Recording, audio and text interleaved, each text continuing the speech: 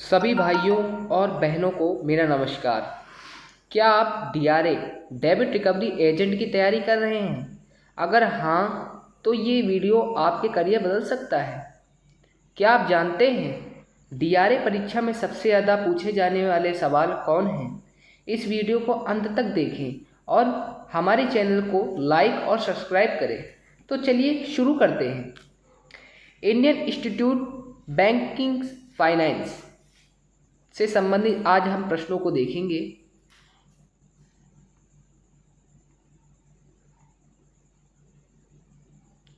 Debit recovery agent DRA, जिसे हम लोग ड्रॉ के नाम से भी जानते हैं, इसकी कुछ जानकारी हम आपसे साझा करेंगे। ये परीक्षा Indian institute of banking finance द्वारा ली जाती है, IIBF द्वारा।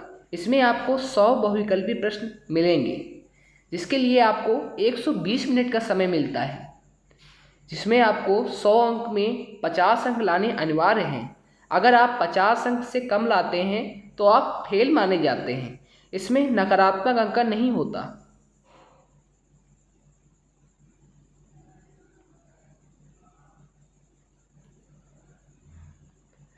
मॉडल ए, बैंकिंग की मूल बातें। इसमें आपको 130 प्रश्न मिलेंगे। बैंकिंग फंडामेंटल्स 45 प्रश्न। नंबर 1, बैंक का मुख्य कार्य क्या है? केवल पैसा जमा करना, जनता द्वारा जमा स्वीकार करना और ऋण देना, केवल निवेश सेवाएं, केवल बीमा। इसका सही उत्तर होगा जमा स्वीकार करना और ऋण देना।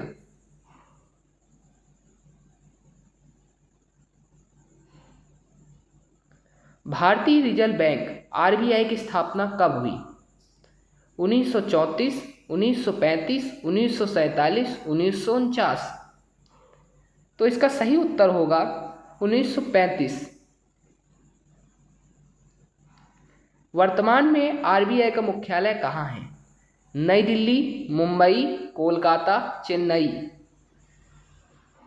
तो इसका सही उत्तर होगा मुंबई। बैंकिंग नियंत्रण अधिनियम कब पारित किया गया? 1947, 1949, 1950, 1951। तो इसका सही उत्तर होगा 1949। भारत में राष्ट्रीयकरण की पहली लहर कब आई?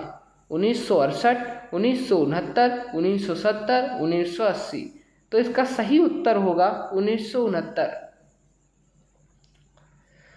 वर्तमान में CRR की दर क्या है? 4.5, 18%, 4.0, 3.5। तो इसका सही उत्तर होगा 4.0, 4.0।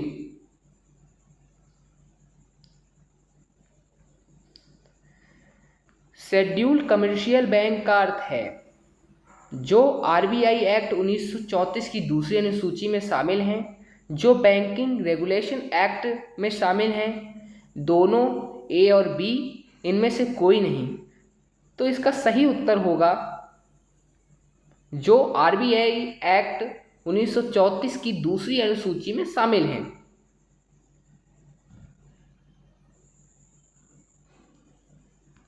वर्तमान में SLR की आवश्यकता क्या है? 40% जमा का, 25% जमा का, 18% जमा का, इनमें से कोई नहीं। तो इसका सही उत्तर होगा 18% जमा का।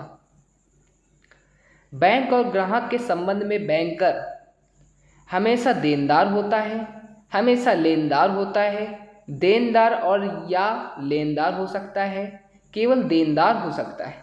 तो इसका सही उत्तर होगा देनदार और या लेनदार हो सकता है।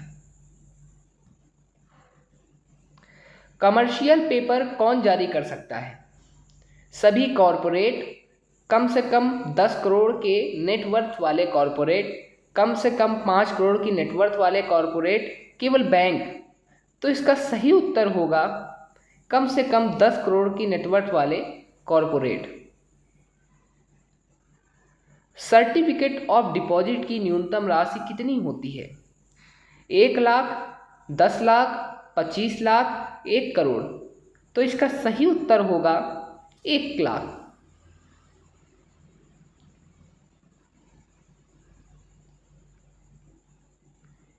इंटर बैंक कॉल मनी का संबंध है ओवरनाइट से, 2 दिन से, 14 दिन से अधिक, 14 दिन से कम। तो इसका सही उत्तर होगा ओवरनाइट से। जनता द्वारा सरकार को सीधे ऋण देने के लिए कौन सा साधन उपयोग किया जाता है? Bank deposits, public provident fund, T bills, certificate of deposit. तो इसका सही उत्तर होगा T bills.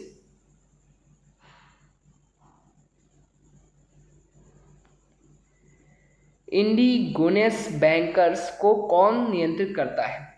Reserve bank of India, ministry of finance, registrar of cooperative societies, इनमें से कोई नहीं। तो इनमें सही उत्तर होगा इनमें से कोई नहीं। बैंक खाता खोलने पर बैंक और ग्राहक के बीच निहित अनुबंध है कि बैंक कोई भी जानकारी दे सकता है, बैंक ग्राहक की सहमति के बिना खाते की जानकारी नहीं देगा, बैंक को पहले अनुमति लेनी होगी, बैंक किसी भी परिस्थिति में जानकारी नहीं देगा। तो इसका सही उत्तर होगा बैंक ग्राहक की सहमति के बिना खाते की जानकारी नहीं देगा। नॉन परफॉर्मिंग एसेट्स, जिसे एनपीए कहा जाता है, जो 30 दिन से अधिक ओवरड्यू हो, जो 60 दिन से अधिक ओवरड्यू हो, जो 90 दिन से अधिक ओवरड्यू हो, जो 120 दिन से अधिक ओवरड्यू हो। तो इसका सही उत्तर होगा जो 90 दिन से अधिक ओवरड्यू हो। सब स्टैंडर्ड एसेट्स वे हैं जो 12 महीने से कम लेकिन 3 महीने से अधिक एनपीए रहे हैं, 12 महीने से अधिक लेकिन 3 महीने से कम एनपीए रहे हैं, 3 महीने से अधिक लेकिन 12 महीने से कम एनपीए रहे हैं, 12 महीने तक लेकिन 3 महीने से अधिक एनपीए रहे हैं। तो इसका सही उत्तर होगा 3 महीने से अधिक लेकिन 12 महीने से कम एनपीए रहे हैं। परफॉर्मिंग एसेट्स कहलाते हैं क्योंकि वे ग्राहक को नियमित ब्याज और मूलधन देते हैं। बैंक को नियमित ब्याज देते हैं, बैंक को नियमित मूलधन देते हैं, बैंक को नियमित ब्याज और मूलधन दोनों देते हैं। तो इनमें सही उत्तर होगा वे बैंक को नियमित ब्याज और मूलधन देते हैं।